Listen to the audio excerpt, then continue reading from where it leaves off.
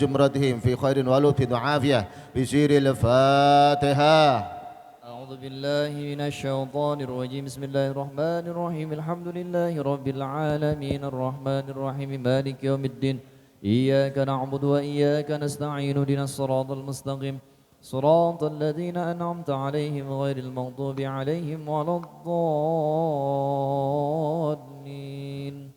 فتدعو إلى روحي سيدنا الإمام المحجر إلى الله أحمد بن عيسى، ثم إلى روحي سيدنا الأستاذ الأعظم الفقيه المقدم محمد بن علي بعلبي وأصولهما وفروعهم، ثم إلى روحي خصوصا سلطان الأولياء الشيخ عبد القادر الجيلاني وأصولهم وفروعهم، ثم إلى روحي الحبيب علوي على خيور الحبيب علي بن علوي على خيور وأصولهم وفروعهم، ثم إلى روحي الإمام محمد مولى دبيلة وأصولهم، ثم إلى روح الإمام عبد الرحمن بن محمد السقاف المقدم ثاني وأصولهم وفروعهم، ثم إلى روح الإمام الشيخ عمر محضار والحبيب أبو بكر السقران والحبيب علي بن أبو بكر السقران وأصولهم وفروعهم، ثم إلى روح خصوصا الحبيب فاخر الوجود الشيخ أبو بكر بن سالم وأصولهم وفروعهم، ثم إلى روح الإمام عبد الرحمن عين المكشفين وأصولهم وفروعهم، ثم إلى روح الإمام الحبيب عمر بن عبد الرحمن على الطاس قطب الأنفاس والشيخ علي بن عبد الله بارس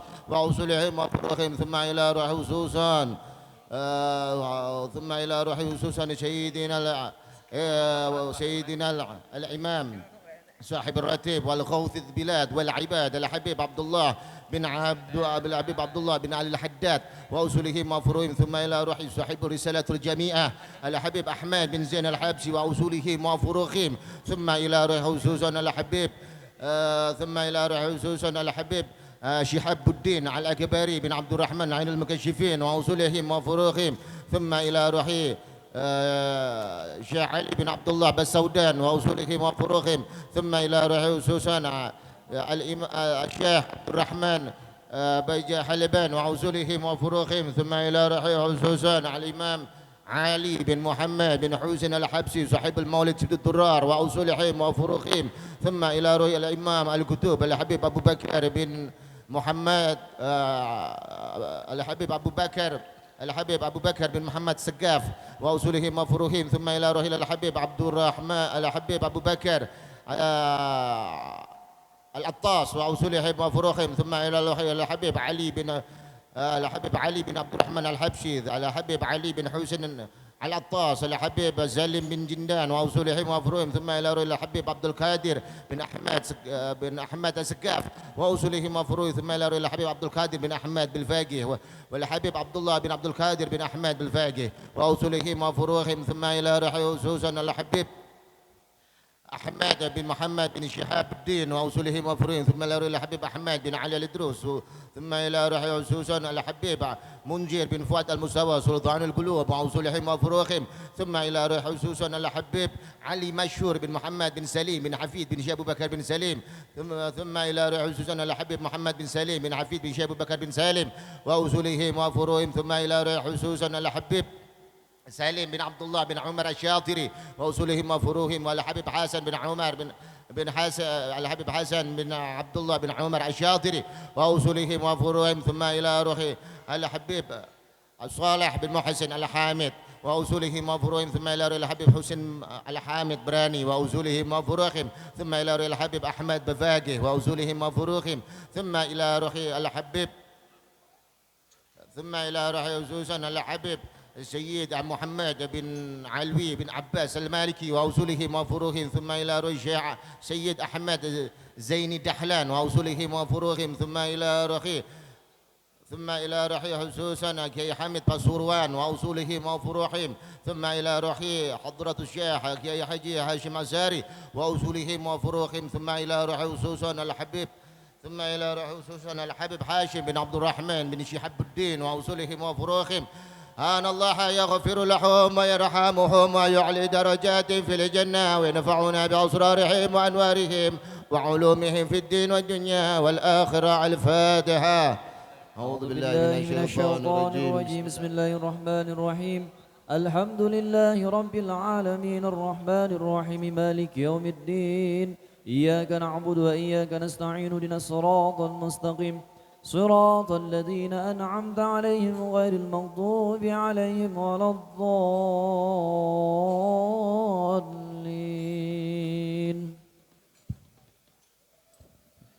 يا رب صل على محمد، يا رب صل عليه وسلم.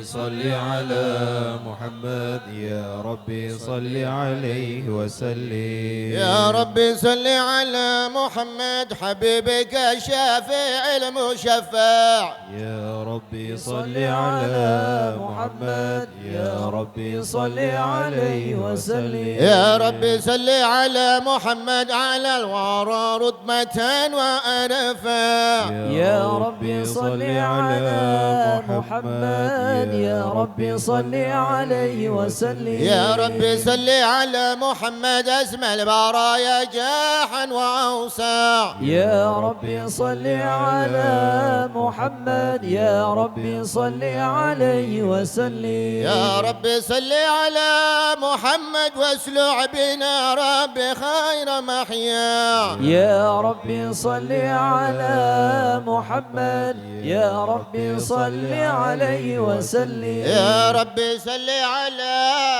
محمد وعافنا واشف كل موجع. يا ربي صل على محمد، يا ربي صل عليه وسلم. يا ربي صل على محمد وأصلح القلب وانف ونفع. يا ربي صل على محمد، يا ربي صل عليه وسلم. يا ربي صل على محمد وفي المعاد واشرف وردا.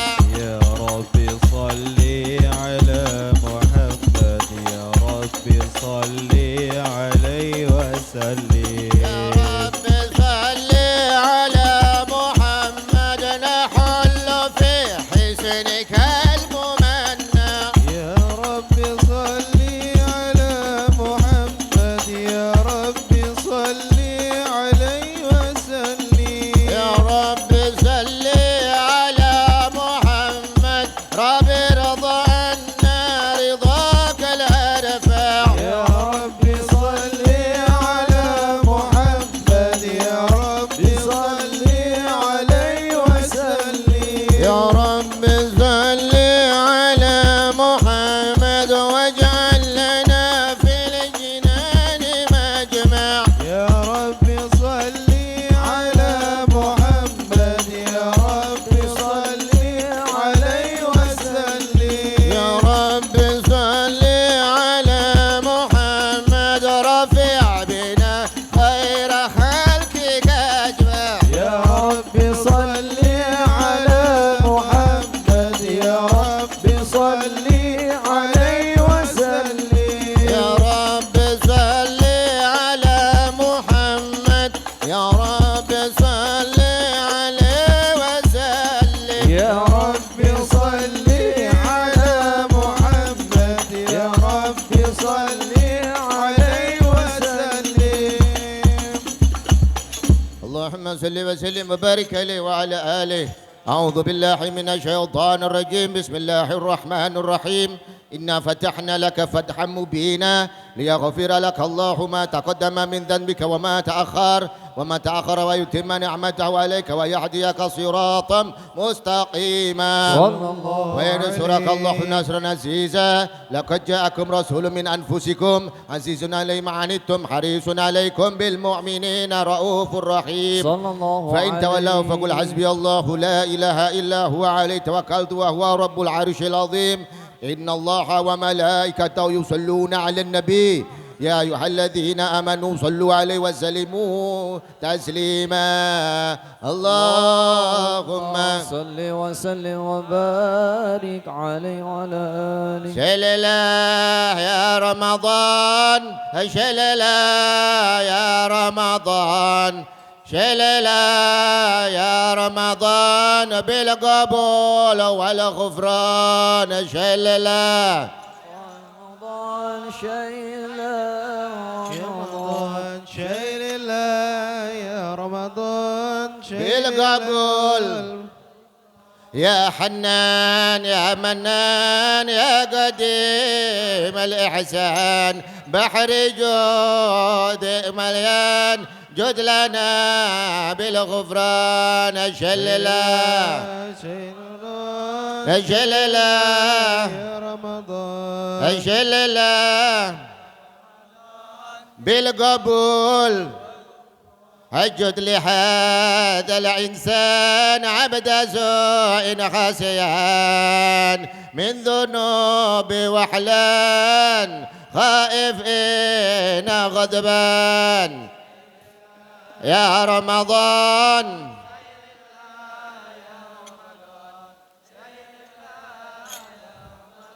بالقبول، ربنا نستعفي ربنا نسترضي، ولنا ظن فيه يا رجاء أهل الإيمان. أجلله يا رمضان شيء لله، يا رمضان شيء لله، يا رمضان بالقبول. لا تخيب راجي تحت باب علاجي، لم يزال في الدجي قائلا يا حنان. يا رمضان يا رمضان بالقبول، لا تخيب راجي تحت باب علاجي، لم يزال في الدجي قائلا يا حنان.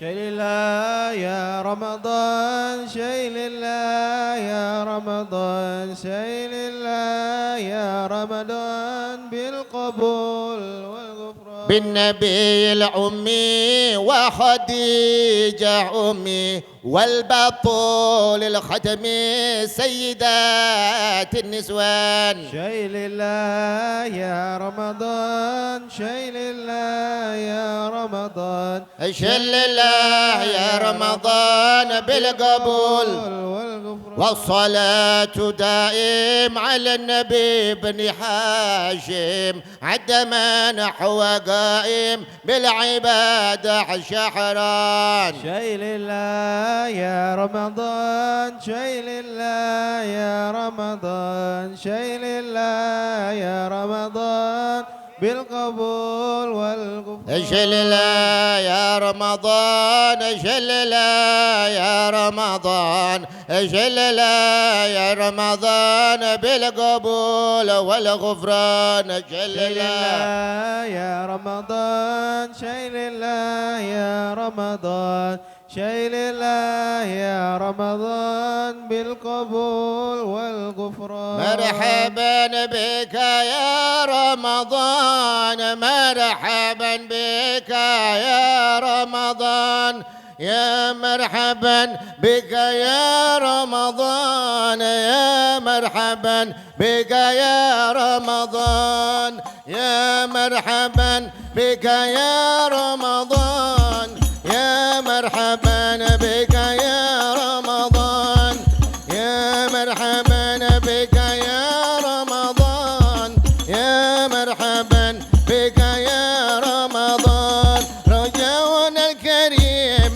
بمعهد امتنان، يجود علينا بسكن الجنان، وسدر الغيوب وكشف العدا، وخاف ذنوبي بلا امتنان. يا مرحبا بك يا رمضان، يا مرحبا بك يا رمضان، يا مرحبا بك يا رمضان، يا مرحبا بك يا رمضان. رجاؤنا الكريم بمعهد امتنان، يجود علينا بسكن الجنان، وسدر العيوب وكشف الغيظان، وغفر الذنوب بلا امتحان. يا مرحبا بك يا رمضان، يا مرحبا بك يا رمضان، يا مرحبا بك يا رمضان، يا مرحبا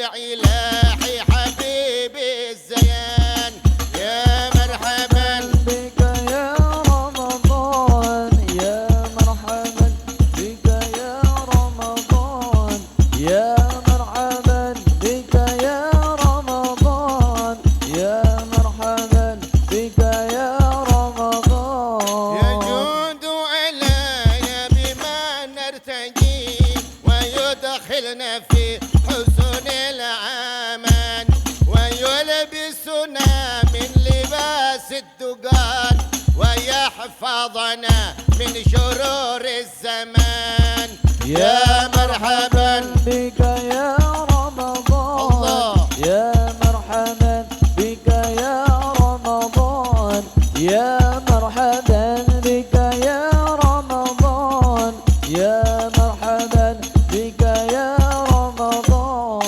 ويشرف أن جميع الأذى ينادي المنادي لنا بالأمان ويأمر بالعلم أوقاتنا ويفتح أفهمنا في القرآن يا مرحبا بك يا رمضان يا مرحبا بك يا رمضان يا مرحبا بك يا رمضان يا مرحبا بك يا رمضان نقوم نصلي بآياته ونعمل بالعلم في رمضان نذوق لذيذا عبادته ونسق سلافة حشر الدنان يا مرحبا بك يا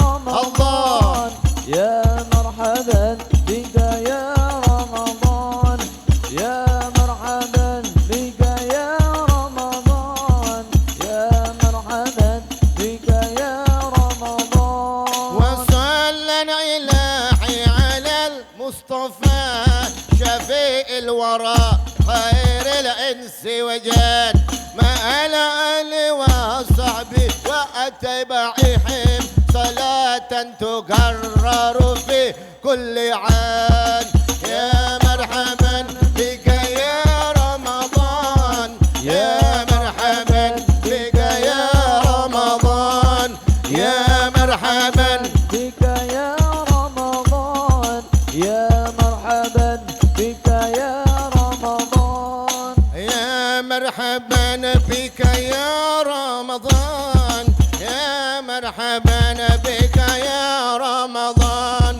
يا مرحبا بك يا رمضان يا مرحبا بك يا رمضان يا مرحبا بك اللهم يا بارك لنا في رجب وشعبان وبلغنا رمضان اللهم بارك لنا في رجب وشعبان وبلغنا رمضان اللهم بارك لنا في رجب وشعبان وبلغنا رمضان يا مرحبا بك يا رمضان اللهم صل وسلم وبارك عليه وعلى آله الحمد لله الذي هدانا بعبده المحتار من دعانا إليه بالإذن وقد نادانا لبيك يا من دلانا وحدانا صلى الله عليه صلى عليك الله بارك الذي بك يا مشفع خصنا وحبانا صلى الله مالك الأطهار عليه. معدن السر قال أسمى فهم سفن النجاة حمانا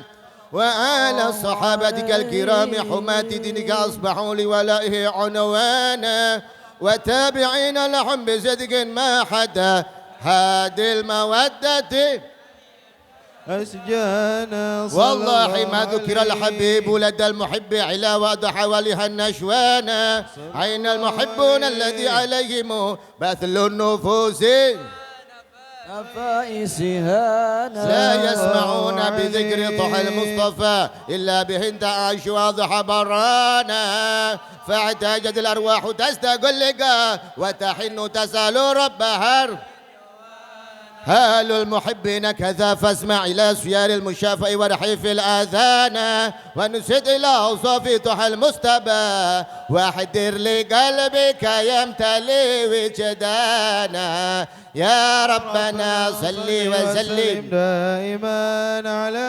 حبيبك من إليك دعانا اللهم صل وسلم وبارك عليه وعلى آله. نبأنا الله فقال جاءكم نور فسبحان الذي أنبانا والنور تحابه من به في ذكره عظم به هو الرحمة المولى تأمل قوله فليفرحوا وخذوا به فرحانا مستمسكا بالعروة الوثقى ومعتصما واستشيرا أنوار من قيل متى كنت نبيا قال آدم كان بين التراب وبين ماء فاستفيء من غفلة واقدر إلى أشرار ربي لم يزال ينقلني بين الخيار موصانا لم تفترع من شعبتين إلى أنا في خيرها صلى الله عليه فأنا خيار من خيار قد خرجت من نكاح لإلهي صانا طهره الله حماه اعترحوا وما برك مثله صلى الله عليه وبحبه وبذكره ونشره وذكره رب العرش قد أوصانا يا ربنا صل وسلم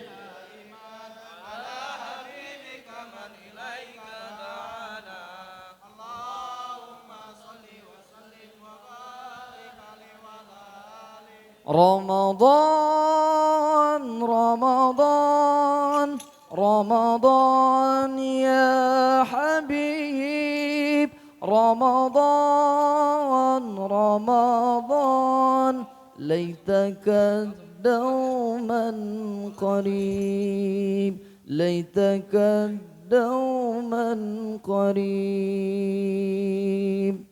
صلوا على النبي محمد يا نور الهلال أقبل تعال فشط على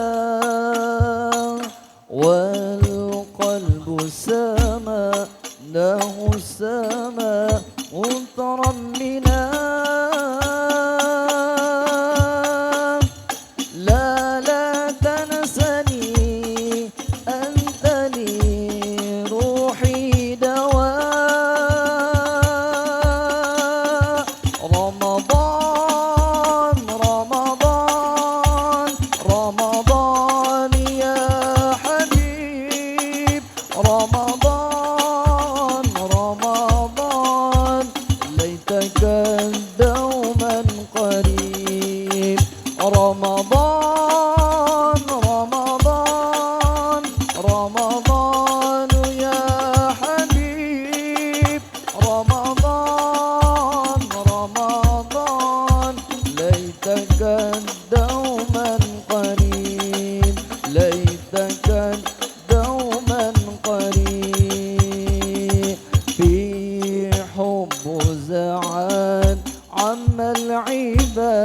يا خير زاد رمضان يا شهر القرآن في عن حلاوة تؤتي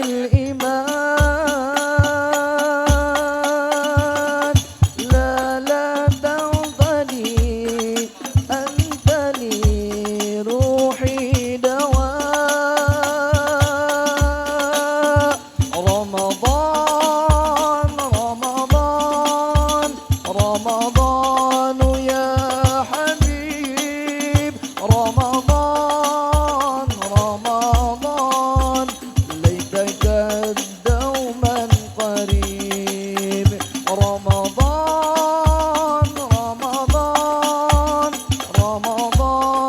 يا حبيب رمضان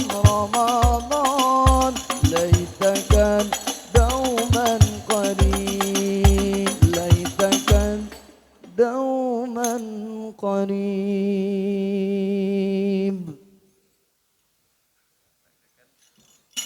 اللهم صل وسلم وبارك عليه وعلى آله هذا وقد نشر الإله نعوته في الكتب بيانها لنا تبيانا أخذ ميثاق النبيين لما آتيتكم من حكمة إحسانا وجاءكم رسولنا لتؤمنن وتنصرون وتصبحون أعوانا قد بشروا أقوامهم بالمصطفى عظم بذلك رتبة ومكانا فهو وإن جاء الآخر مقدم يمشون تحت لواء من نادانا يا أمة الإسلام أول شافئ ومشفع أن قد طول أتوانا صلى الله عليه حتى أنادى ارفع وسل تطى وكل يسمع لقولك نجم فهرك بانا صلى الله عليه ولواء حمد الله جل بيدي ولا أول أتي أنا الجنانا صلى الله عليه وأكرم الخلق على الله أنا فلقد حبك الله منه حنانا ولسوف يؤتيك فترضى جل من مؤت تقصر عن أطاه نهانا صلى الله عليه بالله كرر الذكر وصف محمد كيما تزيح عن القلوب رانا يا ربنا صل وسلم دائما على حبيبك من إليك دعانا اللهم صل وسلم وبارك عليه وعلى آله يا عليم سر منا لا تسك ستر عنا وعافنا واعف عنا وكلنا حيث كنا يا عليم سر منا لا تسكي ستر عنا وعافنا واعف عنا وكلنا حيث كنا يا ربي يا عالم الحال إليك وجهت العمل وارحم دون عينا بإكبال وكلنا واصلح البال يا عليم سير منا الله لا تسكي ستر عنا وعافنا واعف عنا وكلنا حيث كنا يا ربي يا رب الأرباب أبدك بريرك على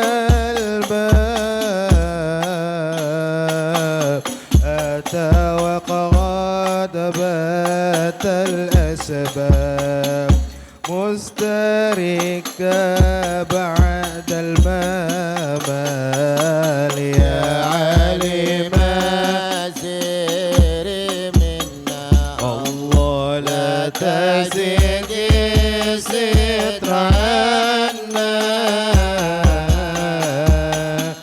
وعافنا واعف عنا وكلنا حيث كنا يا واسع الجود جدا فالخير خارق وإن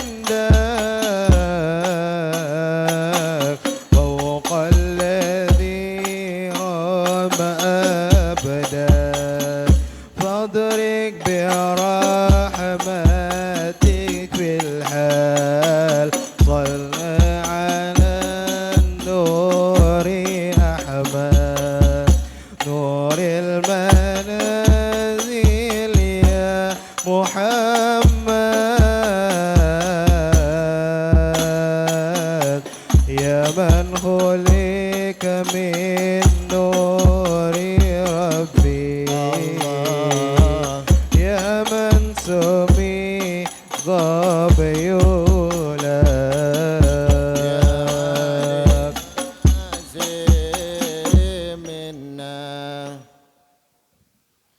أحمد يا حبيبي أحمد يا حبيبي أحمد يا حبيبي يا حبيبي سلام عليك سلام عليك أحمد يا حبيبي أحمد يا حبيبي أحمد يا حبيبي يا حبيبي سلام عليك سلام عليك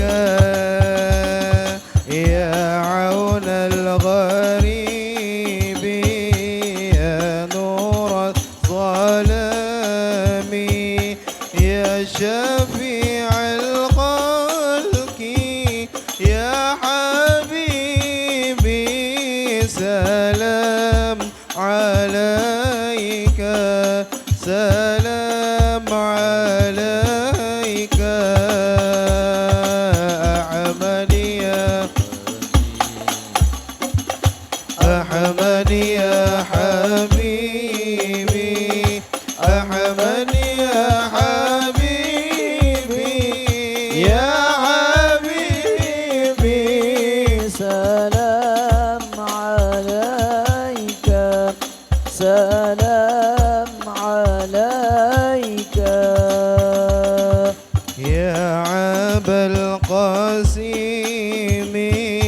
يا عبا الزهراء يا جد الحسين يا حبيبي سلام عليك سلام عليك أحمد يا حبيبي أحمد يا حبيبي أحمد يا حبيبي يا حبيبي سلام عليك سلام عليك اللهم صل وسلم وبارك عليه وعلى آله لما دنا وقت البروز لأحمد عن إذن من ما شاءه قد كان حملت به الأم الأمينة وممن لها أعلى الإله مكانا من والد المختار عبد الله بن عبد المطلب رأى البرهان قد كان يكمر رضه وجهه وصرى إلى الابن المصون عيانا صلى الله عليه وهو ابن هاشم الكريم الشريف عبد مناف ابن قصي كان والده يدعى كمن شانه قد ائتلى أأذر بذلك شانا واحفظ أصول المصطفى حتى ترى في سلسلة أصوله عدنانا وهناك في عالم بربه إلى إسماعيل كان لأب مئوانا صلى الله عليه وحينما حملت به آمنة لم تشكو شيئا يأخذ النسوانا وبها طلب من رب السماء أقصى الأذى والهم والأهزانا ورأت كما قد جاء ما عملت بي أنا المهيمن شرف الأكوان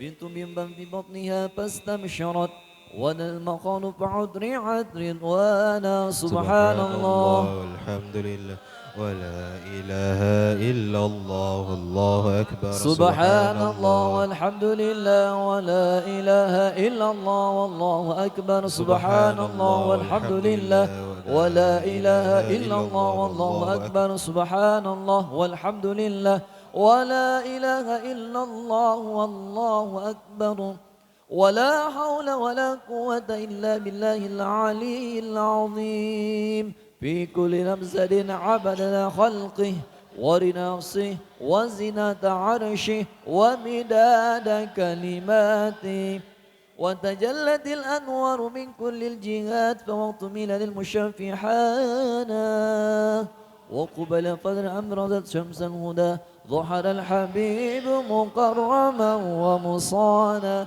محل القيام صلى الله على محمد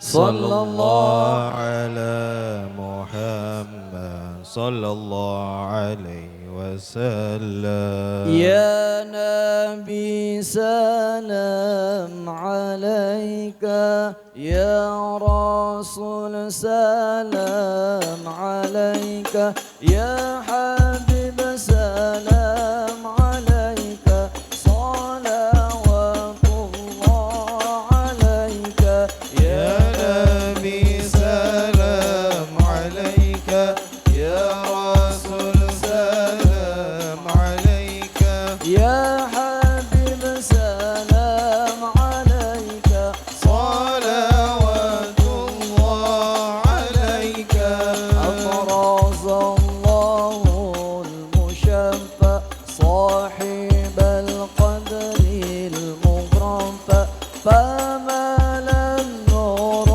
النواهي عما كل الكون أجمع يا نبي سلام عليك يا رسول سلام عليك يا حبيب سلام عليك صلوات الله عليك نكست أصنام شركي ودين الشرك تصدى ودنا وقت الهداية وهيم الكفر تدعنا يا نبي سلام عليك يا رسول سلام عليك يا حبيب سلام عليك صلوات الله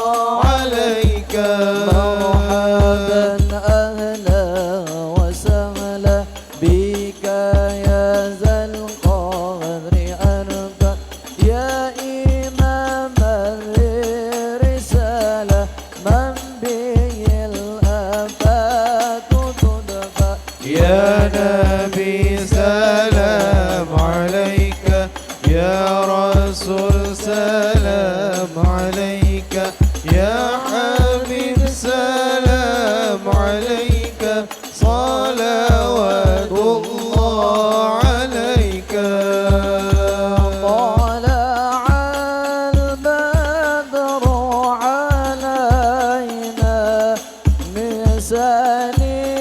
ثنيات الغنا وجب الشهور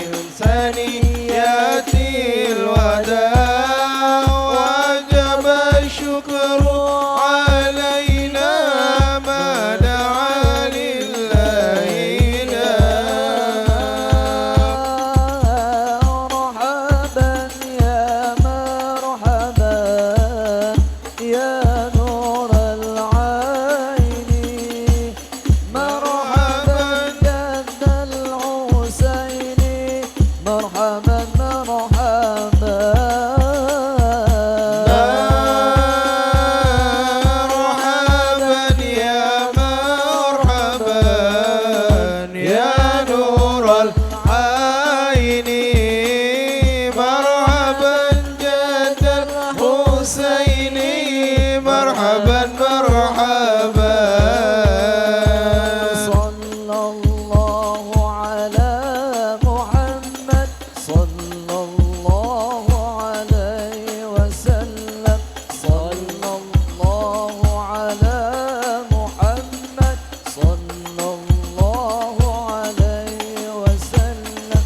Ya Nabi salam alaika, ya Rasul salam alaika, ya Habib salam alaika, salawatullah alaika wa bika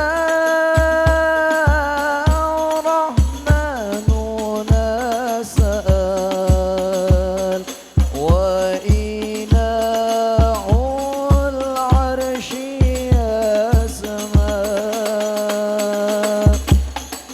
يا عظيم البني يا رب شملنا بالمصطفى جمال. الله على محمد مرحبا. صلى الله عليه وسلم مرحبا. صلى الله على محمد مرحبا. صلى الله عليه وسلم مرحبا. وبه فانظر إلينا واعطنا بكل ما طمع واكفينا كل البلايا ودفاع الآفات والبلاء. صلى الله على محمد مرحبا. صلى الله عليه وسلم مرحبا. صلى الله على محمد مرحبا. صلى الله عليه وسلم مرحبا. ربي فاغفر لي ذنوبي يا الله ببركات الهادي المشفع يا الله. فاغفر لي ذنوبي يا الله. ببركات الهادي المشفع يا الله. واسقينا يا رب أغثنا يا الله بها يا عطال يا أحمد يا الله. ربي فاغفر لي ذنوبي يا الله. هادي المشفع يا الله. واختم العمر بحسنى يا الله. واحسن العقبى ومرجع يا الله. ربي فاغفر لي ذنوبي يا الله. هادي المشفع يا الله. صلى الله على محمد صلى الله عليه وسلم.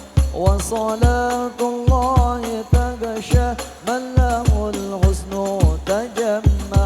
صلى الله على محمد صلى الله عليه وسلم. صلى الله على عليه وصحبه ما سنشاء. صلى الله على محمد صلى الله عليه وسلم. صلى الله على محمد صلى الله عليه وسلم. اللهم صل وسلم وبارك عليه وعلى آله.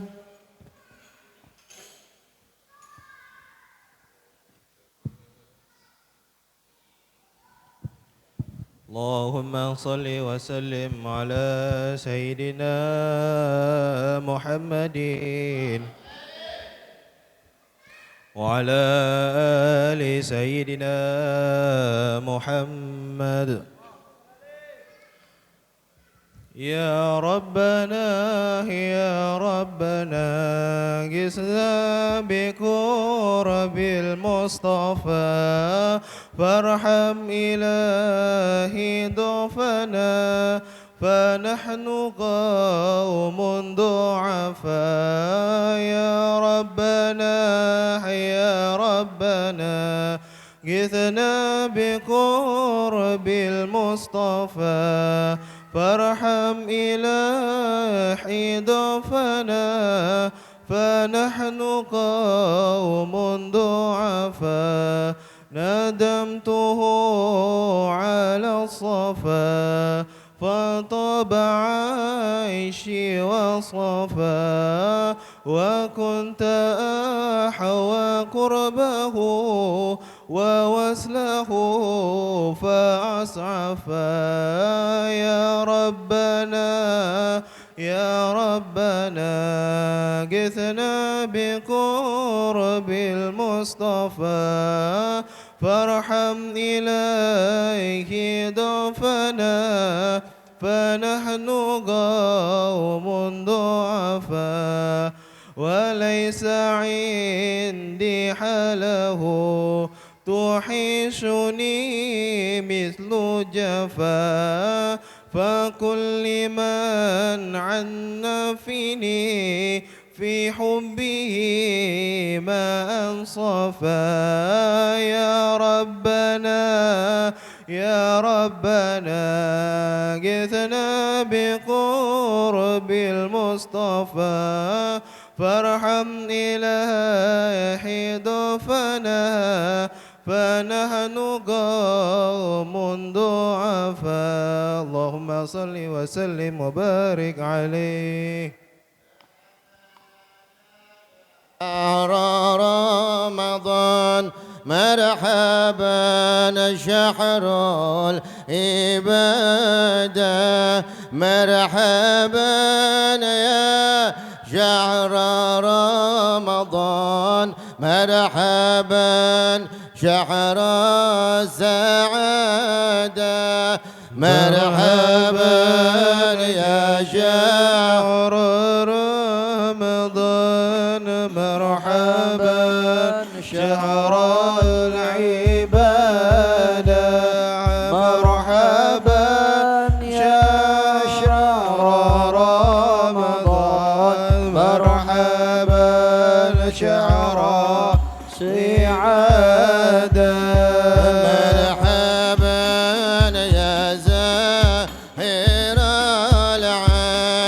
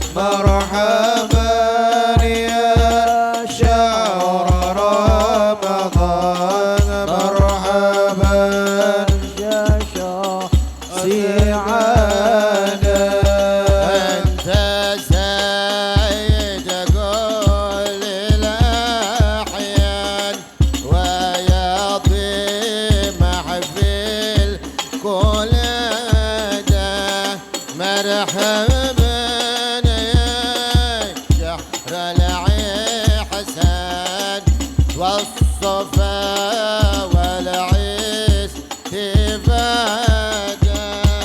مرحبا يا شهر رمضان مرحبا يا شهر عبادة مرحبا يا شهر رمضان مرحبا يا شهر سعادة. مرحبا يا عليشان من قضى وشفو ودادا وصلاة الواحد المن من حبل نعمة عبادة. مرحبا يا شهر رمضان مرحبا شهر العبادة مرحبا يا شهر رمضان مرحبا يا شهر العبادة. السلام عليكم ورحمة الله تعالى وبركاته. الحمد لله الحمد لله القوي سلطانه الواضح البرهان المبسوط في الوجود كرمه وإحسانه. اللهم صل وسلم على سيدنا محمد وعلى آله وصحبه أجمعين.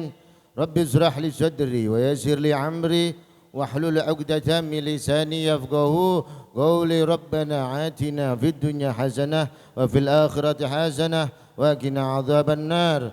أما بعد.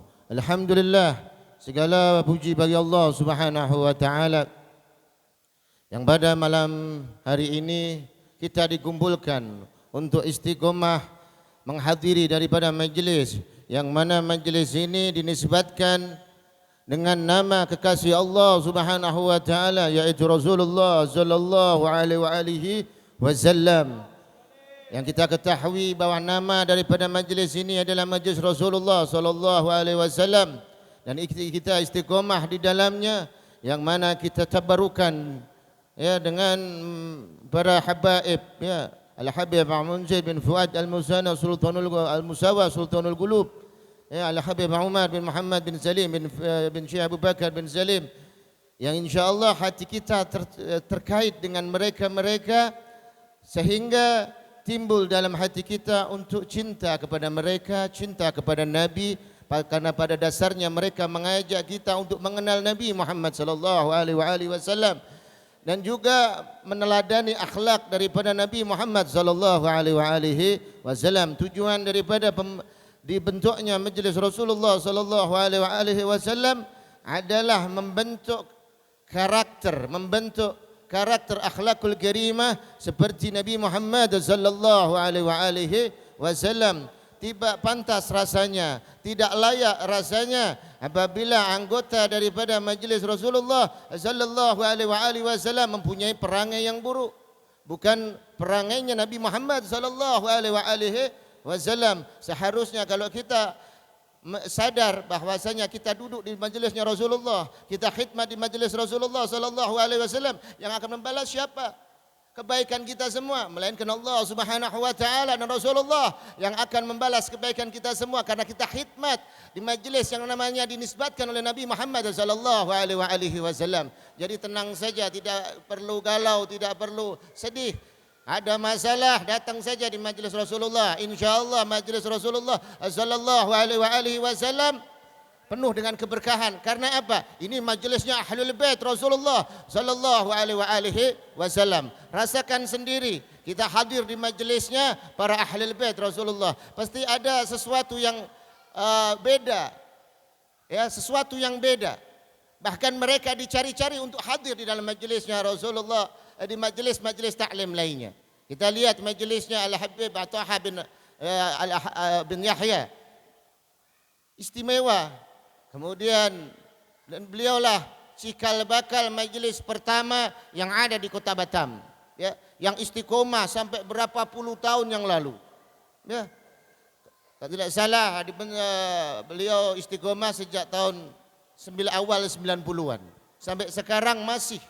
Maka beliau salah satunya diberikan keberkahan oleh Allah Subhanahu wa taala, diberikan umur yang panjang oleh Allah Subhanahu wa taala karena khidmat di majelisnya Allah Subhanahu wa taala. Khidmat di majelis yang mana di situ dibacakan Asmaul Husna. Di situ dibacakan daripada solawat Nabi, Maulid Tiba, Al-Imam Abdurrahman Ad-Dibai. Di situ juga ada majelis ilmunya yang Masya Allah lengkap sudah di majelisnya para Ahlul Bait Rasulullah sallallahu alaihi wasallam seperti majelisnya Al-Habib Thaha bin Yahya.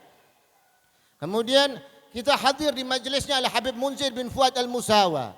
Ya, hadir di majelisnya Al-Habib Umar bin Muhammad bin Salim bin Hafidh bin Syekh Abu Bakar bin Salim.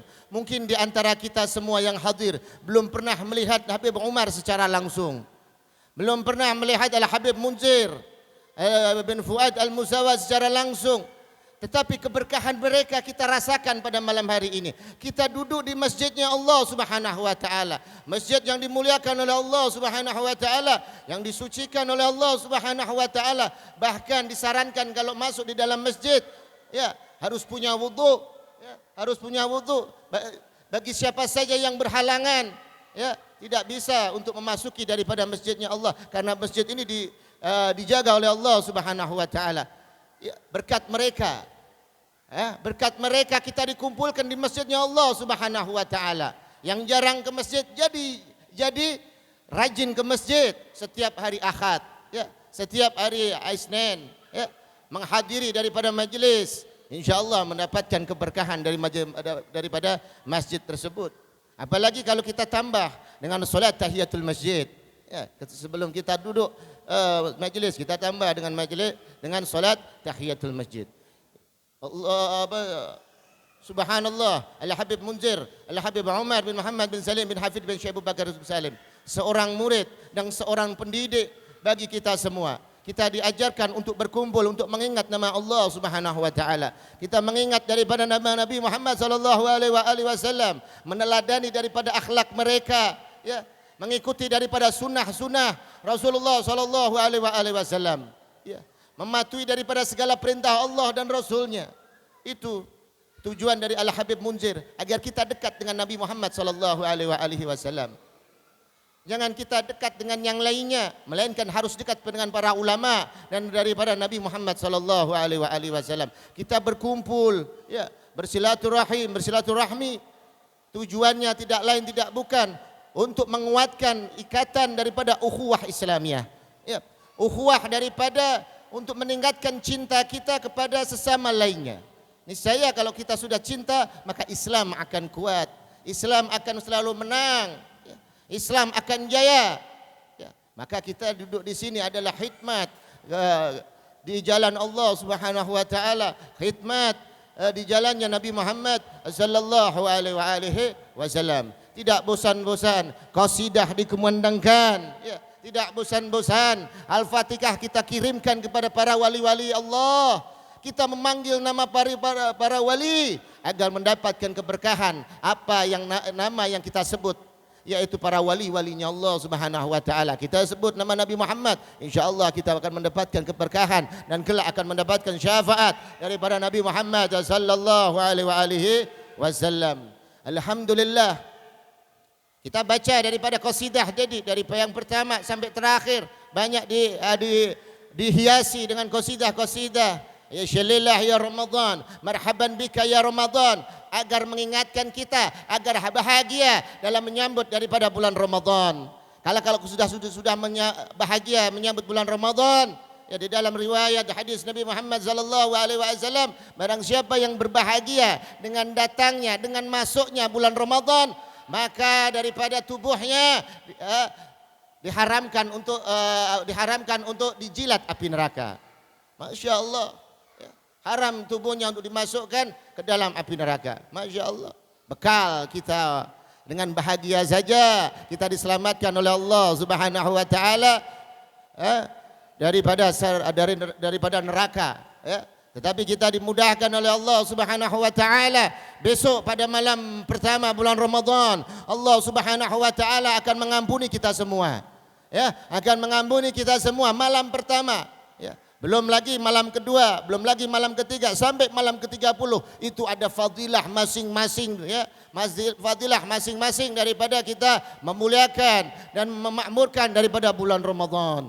Bukan Ramadan bulan ampunan. Jangan sampai di bulan ampunan kita tidak mendapatkan ampunan dari Allah Subhanahu wa taala. Maka daripada itu Nabi Muhammad sallallahu alaihi wasallam mewasiatkan kepada kita untuk selalu senantiasa membaca daripada bertobat kepada Allah Subhanahu wa taala, meminta ampunan oleh Allah Subhanahu wa taala agar kita merasakan nikmatnya, kelezatan daripada datangnya bulan Ramadan. Ya, bulan Ramadan bulan ampunan, bulan maghfirah, bulan sabar, yang mana di situ kita dituntut untuk sabar, untuk selalu senantiasa menahan hawa nafsu kita, ya, menahan hawa nafsu kita agar kita mendapatkan pandangan rahmat dari Allah Subhanahu wa taala. Di dalamnya juga ada malam Lailatul Qadar, di dalamnya juga Al-Qur'anul Karim yang kita cintai, yang kita baca sehari-hari, ya, yang di pada awal Maulud kita baca. Itu turunnya di bulan Ramadan, ya, tanggal 17 Ramadan, hari nuzulul Quran. Ya, subhanallah, tidak ada bulan, ya, yang seistimewa bulan Ramadan, ya. Allah Subhanahu wa taala menciptakan bulan Ramadan karena 11 bulan mungkin daripada sebagian kita bahkan al-faqir, ya, sibuk dengan urusan dunia. Maka Allah Subhanahu wa taala menurunkan satu bulan yang mana satu bulan ini penuh dengan ampunan, dengan pintu maafnya Allah Subhanahu wa taala agar yang sibuk dunia ingat kepada Allah, ya, yang ingat dunia selalu senantiasa menikmati daripada keindahan ibadah di bulan Ramadan. Insyaallah, ya, kita selalu senantiasa kita semangat menghadapi bulan Ramadan, ya, menahan haus, menahan lapar. Tidak juga hanya itu yang kita kerjakan, melainkan kita harus senantiasa menanamkan kecintaan kita kepada Allah dan Rasulnya, kepada hubungan kita kepada manusia lainnya. Hablum minallah wa hablu minan nas. Andai saja kalau kita masih ada kebencian terhadap orang-orang tersebut, orang-orang yang memusuhi kita atau yang kita musuhi, ya, orang tersebut, kita tidak akan pernah mendapatkan pandangan rahmat dari Allah Subhanahu wa taala, padahal kita hidup, kita dihadirkan, kita dipanjangkan usianya di bulan Ramadan, bulan penuh ampunan. Jangan sampai di dalam hati kita ada kebencian kepada siapapun. Jangan sampai di hati kita ada dengki terhadap siapapun. Jauhilah daripada penyakit-penyakit hati. Apabila ada orang seperti itu, maka dia tidak akan menikmati daripada indahnya bulan Ramadan. Bahkan celaka orang tersebut. Ya, dikatakan oleh Allah Subhanahu wa taala, dikatakan oleh Nabi Muhammad sallallahu alaihi wasallam ketika menjawab doanya daripada malaikat Jibril alaihi salatu wasalam, bahwasanya, ya Rasulullah, tolong aminkan doa kami. Kata Rasulullah, baik Jibril, ya. Yang pertama yaitu celakalah orang yang mendapati bulan Ramadan tetapi dia tidak mendapatkan ampunan dari Allah Subhanahu wa taala. Tidak mendapati rahmat dari Allah Subhanahu wa taala. Ini orang-orang yang celaka. Dikatakan dalam riwayat hadis bahwasanya Nabi Muhammad sallallahu alaihi wasallam, ya, ketika datangnya hari malam pertama bulan Ramadan, Allah Subhanahu wa taala menurunkan ampunan kecuali daripada 4 golongan, yaitu orang yang di dalamnya menyimpan kedengkian, menyimpan kebencian kepada orang lain. Ini tidak akan mendapatkan rahmat dari Allah Subhanahu wa taala. Kemudian yang kedua adalah orang yang memutuskan hubungan silaturahmi. Ya, ini tidak akan mendapatkan keistimewaan di bulan ampunan, tidak akan mendapatkan ampunan, tidak mendapatkan rahmat dari Allah Subhanahu wa taala. Bukankah dia duduk di bulan Allah Subhanahu wa taala, bulan ampunan, ya, Sungguh merugi bagi mereka yang sudah khidmat, menahan haus, dahaganya, membaca daripada Quran, tapi masih menyimpan kedengkian terhadap orang lain, menyimpan daripada kebencian kepada orang lain. Percuma semua itu, ya. Percuma semua itu, ya. Maka masih ada kesempatan besok, maafkanlah mereka, ya. Maafkanlah mereka, sejahat-jahatnya mereka, ya. Ya, kadang kita juga harus mawas diri. Kita kadang jahat kepada Allah Subhanahu wa taala tanpa kita sadari. Ya, sedangkan makhluknya Allah sudah jahat sedikit kita musuhi, kita benci, ya. Kita caci, ya. Kita marahin, ya. Ingat, kita ini seling berbuat khilaf kepada Allah Subhanahu wa taala. Bagaimana rahmatnya Allah Subhanahu wa taala? Seringnya kita berbuat khilaf kepada Allah Subhanahu wa taala. Allah setiap harinya, setiap waktunya, setiap detiknya memberikan kita oksigen, memberikan kita air, memberikan kita makanan. Dibalas semuanya oleh Allah Subhanahu wa taala dengan rahmat dan rahimnya Allah Subhanahu wa taala. Bukankah kita duduk di majelisnya Rasulullah sallallahu alaihi wasallam, bagaimana akhlak Nabi Muhammad sallallahu alaihi wasallam ketika dibenci, ketika beliau dimaki, beliau selalu bersabar, bahkan membalasnya dengan memberikan hadiah, mendoakan orang-orang tersebut, ya. Di dalam kitab Ad-Diya Ulami, di rawi terakhir dijelaskan di situ, ya. Ketika masuk di kota Taif, Nabi Muhammad sallallahu alaihi wasallam sampai dilempari, ya. Bukan hanya kalangan dewasa saja, melainkan anak-anak juga mencemooh dan melempari Nabi Muhammad sallallahu alaihi wasallam, ya. Bahkan kakinya Nabi Muhammad sallallahu alaihi wasallam terluka. Kemudian datanglah malaikat, ya. Malaikat itu menawarkan daripada, ya Rasulullah, betapa kasihannya engkau ya Allah, ya Rasulullah, engkau dizalimi, engkau dicemooh. Ya, malaikat saja tidak tega kepada Nabi Muhammad sallallahu alaihi wasallam.